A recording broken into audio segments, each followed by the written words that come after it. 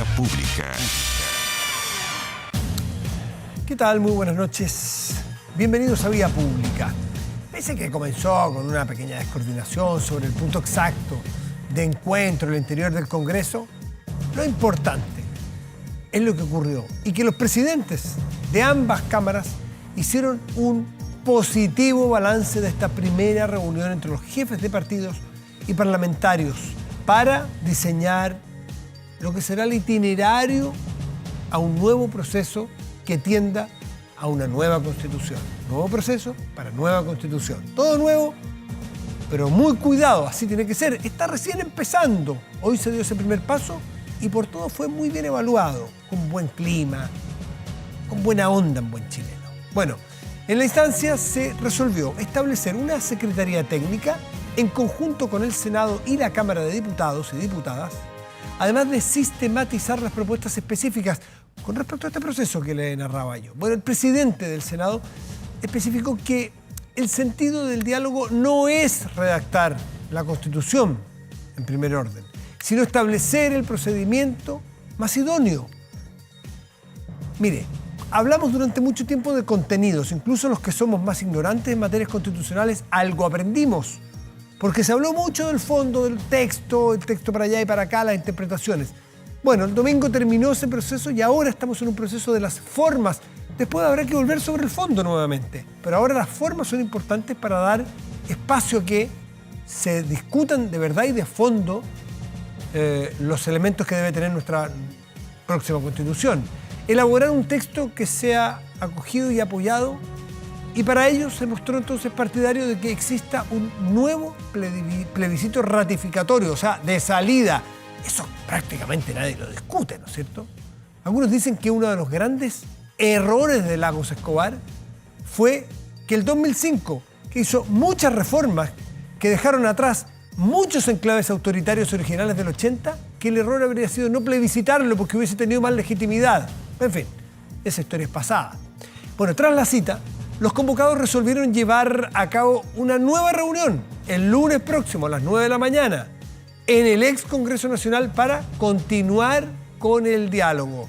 No hay tiempo que perder, con mucho cuidado, pero con cierta premura, porque hay que terminar esto que ya se partió y pasamos al segundo tiempo, y son 2 tiempos, no debiera haber muchos más. Vamos a la mesa de conversación.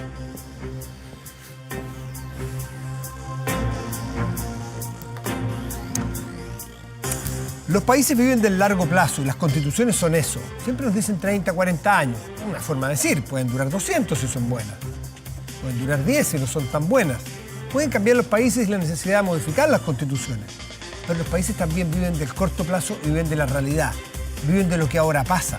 Y lo que ahora pasa es que tenemos una economía recalentada, con una inflación disparada y con una autoridad monetaria que tiene que tomar las medidas para las cuales están en el cargo en el Banco Central, que a través de las políticas monetarias tratar de restar, frenar un poco el dinamismo de esta economía. ¿Cómo lo hace? A través de las tasas de interés.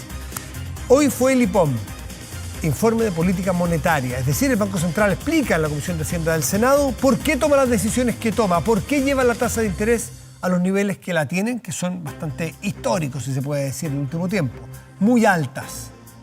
Ricardo Lagos Weber, senador PPD, miembro de la Comisión de Hacienda del Senado, está con nosotros. Ricardo, buenas noches, gracias por seguirnos. Muy buenas noches, Matías. Un gusto de poder conversar con ustedes. Igualmente, pues. Bueno, hoy día recibieron al Banco Central, su presidenta, Rosana Costa, hizo explicaciones y habló, bueno, como debe hablar un presidente del Banco Central, con la realidad y los números sobre la mesa, que estamos pasando por momentos muy difíciles, pero para partir por algo más o menos positivo.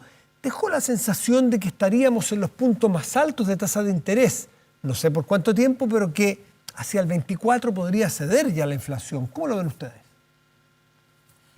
Sí, el informe, bueno, en general son bien completos los informes de política monetaria y lo que hacen es explicar, no necesariamente en términos sencillos, pero de explicar por qué tomaron la decisión que tomaron. Y aquí que me caben como 2 o 3 comentarios rápidos. Uno, fue un informe que se valora por la crudeza que tuvo. O sea, fue muy claro, la inflación es alta y seguirá así, ¿ya? Y nos va a acompañar una sostenida en el nivel de precio por un periodo de año y medio, 2 años, hasta que logre disminuir el alza del nivel de precio hasta lo que llaman ellos el rango meta, hasta la meta de tener una inflación que bordee el 3%. Claro.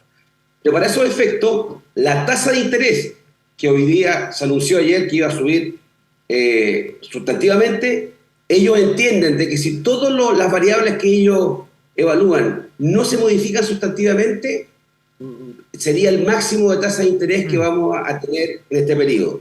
Puede ser que en un tiempo más se mantenga la tasa, pero si las variables, tanto domésticas como de afuera, no se modifican sustantivamente, vamos a seguir con esa tasa de interés. Y lo otro, que es bueno tenerlo e internalizarlo, y eso también se agradece la crudeza, es que desde el punto de vista de la actividad económica no va a ser positivo. Vamos a tener un año próximo negativo. ¿Ya? Entonces, yo eso lo valoro. Y lo otro que fue novedad en el IPOM, y termino aquí, Matías, porque esto sí que entretenido para mí por lo menos, sí, pero es que para eso estamos hablando, para que hablemos de este tema. Los que toman la decisión en el Banco Central, y esto para la opinión pública puede saberlo, hay un presidente que es la presidenta del Banco Central, pero hay otros 4 consejeros, y entre los 5, ellos deciden qué hacer con la tasa de interés. Y en este caso, hubo 3, incluida la presidenta, que optaron por un guarismo que fue el que imperó, y otros un punto porcentual. Un punto porcentual para ubicar a la gente 100 puntos base. Exactamente, un punto porcentual entre los 3. Pero hubo uno que dijo, yo quiero subirla un poquito más, y hubo la consejera Stephanie Griffith-Jones que dijo, yo quiero que aumente pero menos. ¿Qué quiero decir esto? Que es tan complejo el tema de cómo abordar el alza del nivel de precio, que incluso entre 5 expertos, personas todas muy competentes, pero que llegado el minuto de la decisión pueden tener diferencias. Esto no es grave, pero demuestra lo difícil de la decisión. Y yo quiero relevar eso porque antes nos habríamos escandalizado y hoy día ya no. Senador Lagos, el punto es que la tasa de interés afecta directamente en la actividad económica. Es más caro pedir un crédito para poder invertir, y a eso quiero ir. El próximo año, lo que se ve este año, lo que resta de este año y el próximo, no solo la inflación nos está pegando muy duro, y esperemos que hacia el 24 mejore, 24, pero también la inversión. La inversión está muy requete contra chantada en buen chileno, disculpando la vulgaridad. Y sin inversión, usted sabe mejor que yo, porque es economista, sin inversión es imposible crecer de manera sustentable y de manera real, ¿no es cierto? Entonces, me gustaría que pasara al tema que va a entrar pronto al Congreso, que se discute ahora en el Congreso, que es la reforma también de los impuestos, la reforma tributaria. ¿Hasta qué punto hay que volver a repensarla bien para que sea incentivo a la inversión? Bueno, efectivamente en el tema de inversión, cuando uno revisa lo que son los catastros de proyectos de inversión grande, no hay o son muy pocos para los próximos años. Eso es una realidad. ¿Ya? Efectivamente, sin inversión usted no mueve la economía.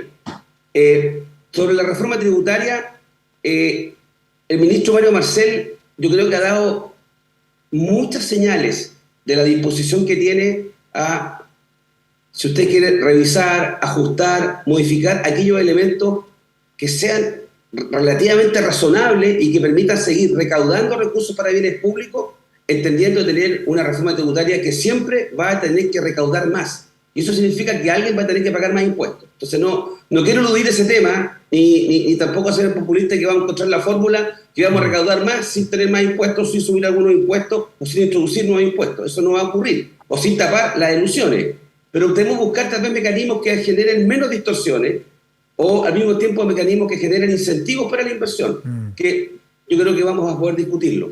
Con todo, hay un elemento re importante, que es que la reforma tributaria puede tener distintas fases en su implementación. Yo puedo acordar un paquete tributario, Matías, pero no tengo por qué implementarlo el día de mañana de golpe y porrazo, para hablar en buen chileno como tú decías recién. Puedo acordar un marco tributario, fijar ciertos tributos nuevos, nuevos tramos, nuevas medidas, un royalty, pero puedo establecer un calendario de implementación del mismo que sea gradual en el tiempo. Con lo cual hago dos cosas: permito ajustar a los actores, pero al mismo tiempo doy certidumbre.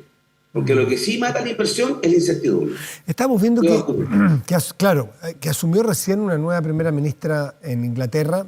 Ella es conservadora, es de otra ala que lo que tenemos nosotros hoy día en el gobierno, pero es interesante la reflexión que hace, porque dice que se pone como primera meta tratar de levantar una alicaída economía inglesa, británica, y ella propone bajar impuestos para echar a andar la máquina. Yo sé que son formas de pensar y que escuelas distintas, no quiero que necesariamente la comparta, pero es interesante sencillamente debatir sobre esos temas con madurez y con adultez, porque puede sonar muy voluntarista querer recaudar más que es razonable si es que no se crece. Porque si no se crece, ¿qué saco yo con cobrar más porcentaje de algo que es más chico si no crecemos en la economía?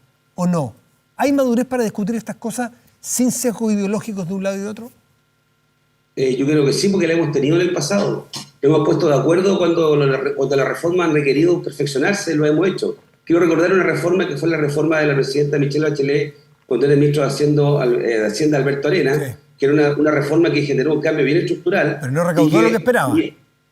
No recaudó lo que esperaba, es correcto, pero además agrego, si quiere, que yo siendo de gobierno oficialista, que mientras tramitamos la reforma, luego de escuchar a un sinnúmero de expertos, opiniones, académicos, tributaristas, se le introdujeron modificaciones bien sustantivas al proyecto original. Entonces, hay capacidad para hacer reformas. Yo creo que es posible, pero en todo caso, yo no voy a hablar del gobierno británico, digamos, de la actual primera ministra, ¿no? Solamente recordarle que la primera ministra tiene opiniones cambiantes porque ahora es la campeona de que bueno que Inglaterra se fue del Brexit, el Brexit, pero antes era de la que estaba por quedarse en la Unión Europea, pero no importa, ya lo digo. Entonces, y no solo eso, fue presidenta de la juventud de lo que hoy día sería la oposición. O sea, bueno, está bien, pero lo que quiero era un Carlito que dice. Sí, hágale nomás. Pero bueno, lo que quiero es decir que creo que es posible pensar en una reforma tributaria en distintas áreas que permita recaudar más, hacerlo gradualmente, focalizar la reforma tributaria, pero lo que no puede hacer, Matías, porque no va a ocurrir, o no debería ocurrir, que un país con el nivel de desarrollo que tiene Chile, con las demandas de bienes públicos que tenemos, que son crecientes, producto precisamente de que es una sociedad que tiene mayores demandas, que tenemos una clase media más grande, tenemos que atender también esas demandas, y eso requiere recursos. Sí. Y nuestra estructura tributaria, de acuerdo a la OCDE, hoy día la carga tributaria está por debajo del promedio de la OCDE, a los países al mismo nivel que tenían ellos. ¿Desde dónde en la OCDE? Comparémonos con esa liga que queremos participar y queremos igualarnos, ¿no es cierto?, en regímenes impositivos. ¿Desde dónde se paga impuesto? Y se lo pregunto porque hay espacio y hay coraje político para eventualmente ampliar un poquitito la base. Hoy día se paga desde los 700.000 pesos hacia arriba aproximadamente algo de impuesto. Agregar un poquitito hacia abajo para que, ya que queremos hacer un régimen democrático y social de derechos, donde más personas de las clases medias puedan acceder a más servicios públicos, que esas personas también retribuyen y paguen más, es decir, incorporar a más personas a pagar impuestos. ¿Es posible ampliar la base o no es posible? Desde el punto de vista teórico es posible, desde el punto de vista práctico yo lo veo bien difícil, para serme franco, no voy a vender humo. ¿Y en la OCDE pagan desde más abajo? Cuando comparamos, pero un dato importante para los que están viendo el programa, así que todavía no se fue a las pailas el rating, es que... Está subiendo, me dicen. Que ocurre lo siguiente, que esos países de la OCDE son países, muchos de ellos más desarrollados, o si usted quiere, más justos, con sistemas tributarios, a mi juicio, más civilizados. El impuesto indirecto, el IVA, no es como en Chile. En Chile, que es un caso casi único en la OCDE, lo que recauda el fisco en materia tributaria, la mitad viene del impuesto al valor agregado del IVA. En esos otros países, que son tal vez más sanos desde el punto de vista de la exigencia a sus contribuyentes, eso no es así. A lo más llega al 18, 20 y al 22%. ¿Ya? Aquí es casi la mitad, y a veces ha sido más de la mitad. Entonces, ¿qué significa eso? Que aquellos chilenos que tienen menos ingresos están soportando la carga indirecta mucho más grande. Yo me refería a impuestos a los ingresos. Yo me refería al impuesto a los ingresos de las personas. Perdón, Matías, entendí la pregunta perfectamente. Lo que pasa es que yo te lo dije, creo que fui categórico. Yo lo encuentro que desde el punto de vista teórico sí, es posible. En Nueva Zelanda, usted paga impuestos desde el peso 1, del dólar 1 está pagando impuestos. Otra cosa que es un impuesto minúsculo. Sí, claro, ¿ya? Progresivo. Pero introducirlo en Chile yo creo que va a ser muy difícil. Pero lo quiero recordar, en todo caso, que ellos en Nueva Zelanda no tienen un impuesto al valor agregado como en Chile, en donde si usted quiere las clases media emergentes o las familias más vulnerables están sobrellevando una carga adicional mayor a la que hacen los equivalentes de Nueva Zelanda o la OCDE. No estoy empatando, estoy diciendo que tenemos una situación ahí. Interesante conversación, Ricardo Lagos Weber, miembro de la Comisión de Hacienda del Senado. Muchísimas gracias por conversar esta noche con nosotros. Que esté muy bien. Muchas gracias. Chao, chao. Chao, buenas noches. Hacemos una pausa, volvemos, espérenos.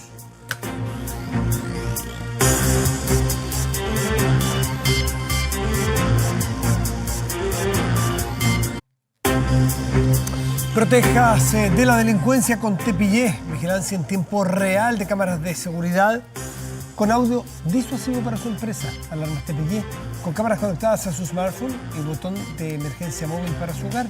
O sea, usted la próxima víctima y contrátelos en tepillé.cl.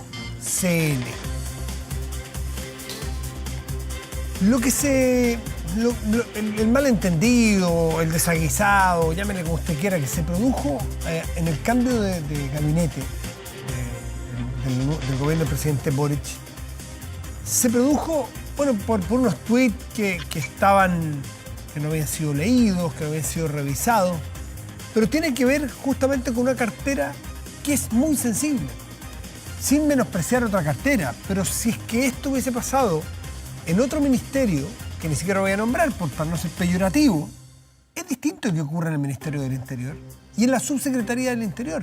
Porque en la Subsecretaría del Interior es donde se maneja la seguridad, la inteligencia, la relación son los superiores de las policías, coordinan toda la labor de seguridad, que es tema principal de preocupación de la ciudadanía hoy día. Esto habla entonces de lo importante que es y habla del desafío que tiene este gobierno y las nuevas autoridades en ese ministerio.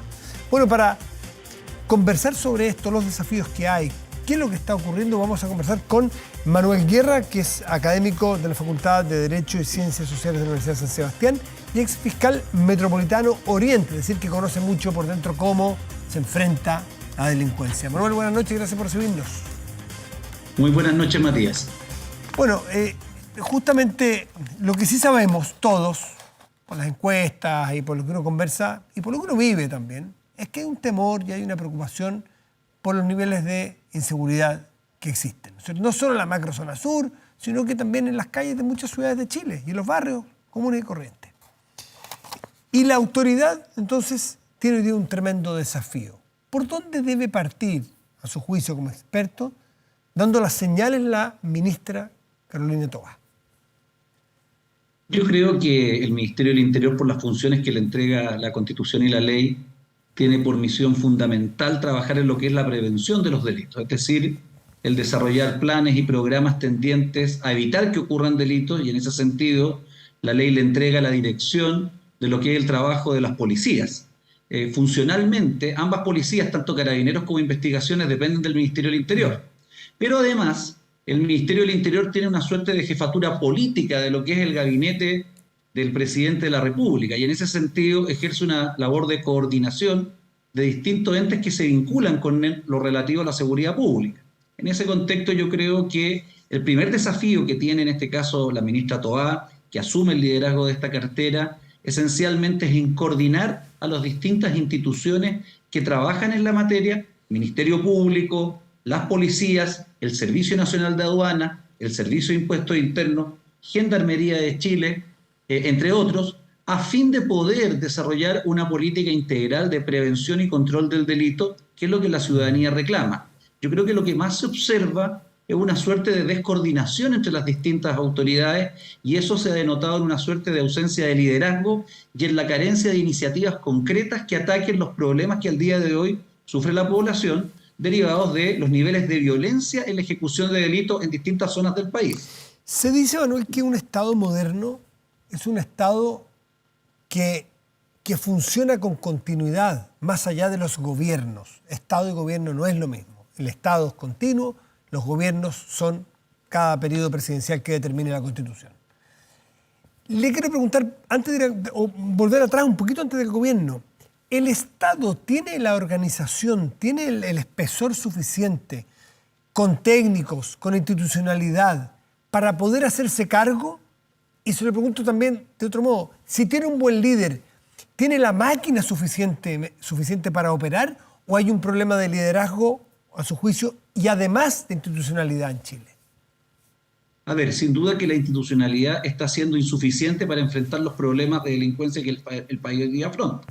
Por poner un ejemplo, nosotros hemos visto un crecimiento sostenido de lo que es la proliferación de armas de fuego en la ciudadanía y en las personas que cometen delitos. Antiguamente los delitos no se cometían con armas de fuego y al día de hoy sí. Y para controlar, por ejemplo, lo que es la tenencia regular de armas, que está autorizada en la ley de control de armas, se requiere contar con un adecuado aparato de fiscalización. Y el Estado al día de hoy no cuenta con eso, formalmente lo tiene. Es un departamento de Carabineros de Chile el encargado de fiscalizar que los ciudadanos tengan en los domicilios que tienen registrados las armas que figuran inscritas a su nombre. Pero otra cosa distinta es que cuenten con el personal suficiente y los medios tecnológicos adecuados para poder efectuar dicho control y así poder poner atajo a este fenómeno de proliferación de armas de fuego. Ahí tiene un ejemplo concreto. Igualmente, el Servicio Nacional de Aduana, que tiene un control de lo que es la importación y la exportación de mercancía a través de los distintos pasos aduaneros de carácter marítimo, como en los aeropuertos, como los controles terrestres, que es por donde ingresa, por ejemplo, mucho producto ilegal, como por ejemplo la droga, el producto falsificado, cuenta con un departamento de fiscalización que yo diría que es bastante bueno, pero sin lugar a dudas que no tiene el personal suficiente para afrontar esto. Los funcionarios del Servicio Nacional de Aduana vienen reclamando esta situación hace tiempo. Hay turnos muy prolongados, muy desgastantes para darle cobertura a los distintos lugares donde tienen que operar. Ahí tiene otra situación que yo diría que una falencia. Paralelamente, yo creo que falta generar una integración tecnológica considerando las herramientas que al día de hoy se dispone. Al día de hoy existen herramientas tecnológicas que permitirían, por ejemplo, efectuar un control mucho más exhaustivo de lo que son los prófugos de la justicia, las personas que quedan con orden judicial. Y si bien existen los sistemas, pareciera ser que no existe el personal que mantenga esta situación al día, evitando, por ejemplo, de ese modo que personas prófugas, al ser controladas por carabineros o por otras autoridades, sigan evadiendo la justicia y no enfrenten esta cuando poseen órdenes de detención. Y un solo ejemplo más, el registro civil, que tiene a su cargo lo que es el registro de vehículos motorizados, donde se efectúan las adquisiciones o se registran las adquisiciones y las transferencias de vehículos, tiene también un departamento para aquello, pero es un departamento que hace un control documental, no un control físico para ver si el auto que se está transfiriendo corresponde a aquel que figura en el documento respectivo, en la factura o en el instrumento de venta que se haya utilizado. Entonces, el Estado tiene generadas estas instituciones, pero yo diría que se ha hecho insuficiente el personal y la tecnología y además crear los sistemas que permitan efectuar un control adecuado y faciliten la acción de la persecución penal y por otra parte también manden un mensaje a aquellos que pretenden delinquir de que este es un país que tiene una capacidad de respuesta adecuada. Y eso, sin duda, se une a lo que es la necesidad de un liderazgo que coordine los distintos servicios públicos que trabajan en la materia, que en su gran mayoría dependen del Ejecutivo. La misma situación, Matías, uno la ve, por ejemplo, en el plano de la inteligencia policial. Chile fue bastante eficiente en los años 90 para lo que fue la desarticulación de grupos de carácter terrorista como el Frente Patriótico Manuel Rodríguez, el Movimiento Juvenil Lautaro. El Estado en democracia logró desarticularlo. Luego de que se produjo esto, pareciera ser que caemos en un estado en el que pensamos que quizás estas amenazas externas de carácter excepcional no iban a ser vistas en el país. No obstante, empezó a surgir el conflicto de la Araucanía hace ya más de 20 años. Empezaron los atentados con bombas en la ciudad de Santiago, en su momento por grupos de tendencia anarquista. Y el Estado no tuvo la capacidad de anticipación. ¿Por qué? Porque no tenía una comunidad de inteligencia lo suficientemente trabajada, porque creímos, yo creo que como país, que habíamos superado aquello. Por ende, también se necesita una modernización en ese sentido que permita ponernos al día y enfrentar fenómenos criminales nuevos a los cuales no estábamos acostumbrados. O sea, el diagnóstico es bastante triste, ¿qué quiere que le diga? Lo escuché con mucha atención. ¿Por qué? Porque usted narra, hay instituciones, sí, pero las instituciones están empobrecidas o no con los requerimientos técnicos que requerirían, o el personal, uno. Dos, no están coordinadas. Más allá de si el líder que está arriba lo hace bien o mal, pero si no hay una coordinación tecnológica y no hay una prioridad en juntar y hacer que funcione el sistema de seguridad, es difícil porque da la impresión de que uno está dando palos de ciego en distintas partes sin unir el problema. Entonces, hay instituciones, pero no están lo fortalecidas que usted dice que tienen que estar por su propia experiencia investigativa, y no están coordinadas en sí. Entonces, ¿por dónde habría que partir prioritariamente? ¿Por la coordinación o por los recursos? Yo creo que sin duda que el primer esfuerzo debe ser el de realizar una coordinación efectiva, porque reuniones de coordinación le aseguro que se ejecutan, pero otra cosa es que esa coordinación se traduzca en actividades operativas que le den sentido a esa coordinación. Y en ese contexto yo creo que lo que está ocurriendo al día de hoy con la situación en la cual se enfrenta el país permite otorgarle, en este caso al gobierno, una oportunidad de enfrentar un desafío importante integrando los distintos órganos del Estado. Y en ese sentido yo creo que lo que se requiere es un acuerdo nacional que involucre a las distintas fuerzas políticas, que integre al Parlamento para definitivamente generar, como usted señaló, un plan de seguridad pública del Estado de Chile, más allá de las contingencias concretas que se vienen en cada momento, que tenga objetivos de corto, mediano y largo plazo y que permita, por ende, que cuando se produce un cambio de gobierno no vivamos un efecto pendular en que nos vamos de un extremo al otro entre aquellos que se consideran más blandos y aquellos que se consideran más duros. A eso me refería, eso me refería por un Estado. En los últimos 20 años. A eso me refería por un Estado moderno, un Estado que tenga un continuo. Un Estado moderno. Claro, más allá de cada gobierno y su legítima aspiración o tendencia ideológica. ¿Existe esa característica de Estado en materia de seguridad? Es decir, que haya algo de continuo que no dependa de qué ministro o qué gobierno llega, o eso está muy dependiente de las autoridades que llegan.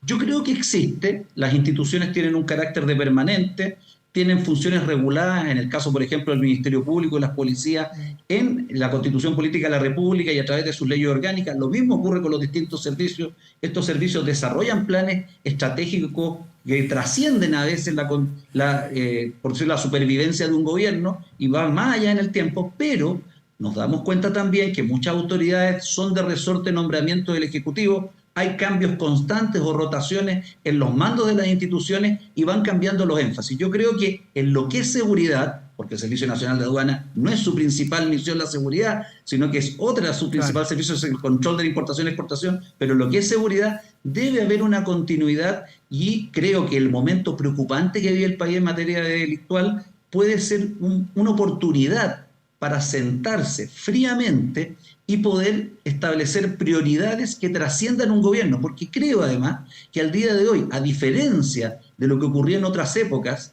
existe un consenso bastante transversal de que enfrentamos problemas bastante graves, como es el narcotráfico, como es la inmigración ilegal con carácter delictual que se constituye con organizaciones criminales dentro del país, también lo que ocurre en la macrozona sur. Son problemas reales que todos reconocen. Por lo tanto, creo que es más fácil ponerse de acuerdo cuando el diagnóstico es compartido. En otra época se decía que esto era prioridad para algunos y no para otros, y cambiaban los énfasis según el gobierno. Creo que al día de hoy, lamentablemente, por un lado, estamos enfrentando un problema serio en materia de delincuencia que se viene arrastrando en el tiempo y frente a los cuales la ciudadanía, en todas las encuestas que se realizan, lo demanda como una prioridad. Sí. Por ende, me parece que existe, como se dice, agua en la piscina para poder afrontar un desafío de esa naturaleza y establecer los roles y la responsabilidad que correspondan a los distintos órganos del Estado, y que este tema de seguridad, y creo que esto lo hemos hablado más de alguna oportunidad, deje de ser un tema de la contingencia política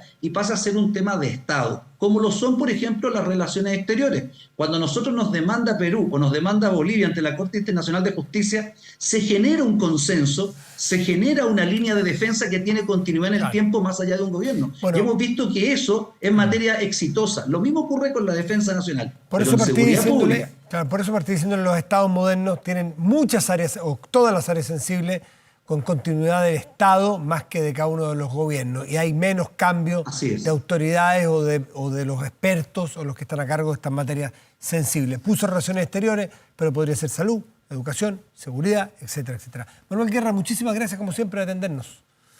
No, muchas gracias a usted, Matías. Que esté muy bien. Muy buenas noches. Pausa y volvemos, espérenos.